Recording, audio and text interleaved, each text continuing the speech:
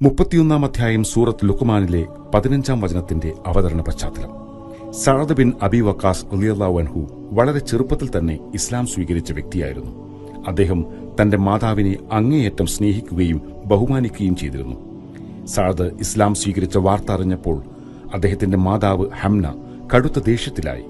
അവർ പറഞ്ഞു, സഅദ്, നീ നിന്റെ പുതിയ മതം ഉപേക്ഷിക്കണം. ഇല്ലെങ്കിൽ നീ നിന്റെ മതം ഉപേക്ഷിക്കുന്നതുവരെ ഞാൻ ഒന്നും ഭക്ഷിക്കില്ല, വെള്ളം കുടിക്കില്ല.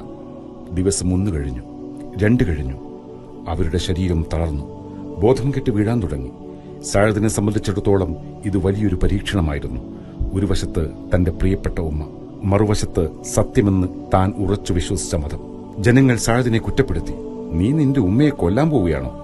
സഅദ് റളിയല്ലാഹു അൻഹു ഉമ്മയുടെ അരികിൽ ചെന്ന് പറഞ്ഞു, ഉമ്മ, ഉമ്മയ്ക്ക് 100 ജീവനുണ്ടായിരിക്കുകയും അതോരോന്നായി പോയിക്കൊണ്ടിരിക്കുകയും ചെയ്താലും ശരി, ഞാൻ ഈ മതം ഉപേക്ഷിക്കില്ല.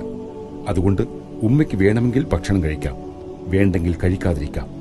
സഅദിന്റെ ഈ നിലപാട് കണ്ടപ്പോൾ ഉമ്മ നിരാഹാരം അവസാനിപ്പിച്ചു.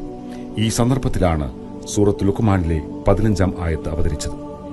നിനക്കറിവില്ലാത്തൊന്നിനെ എന്നോട് പങ്കുചേർക്കാൻ അവർ നിന്നെ നിർബന്ധിക്കുകയാണെങ്കിൽ നീ അവരെ അനുസരിക്കരുത്. എന്നാൽ ഐഹിക കാര്യങ്ങളിൽ നീ അവരോട് നല്ല നിലയിൽ സഹവസിക്കുകയും ചെയ്യുക. ആദർശത്തിൽ വിട്ടുവീഴ്ച ചെയ്യരുത്. പക്ഷെ അതിന്റെ പേരിൽ മാതാപിതാക്കളോട് പരുഷമായി പെരുമാറാനും പാടില്ല. അവർ നിന്നെ വേദനിപ്പിച്ചാലും നീ അവർക്ക് നന്മ ചെയ്യണം. സ്നേഹവും മാതൃശ്യവും എങ്ങനെ ഒരേ സമയം കൊണ്ടുപോകണമെന്ന് അള്ളാഹു പഠിപ്പിച്ചു.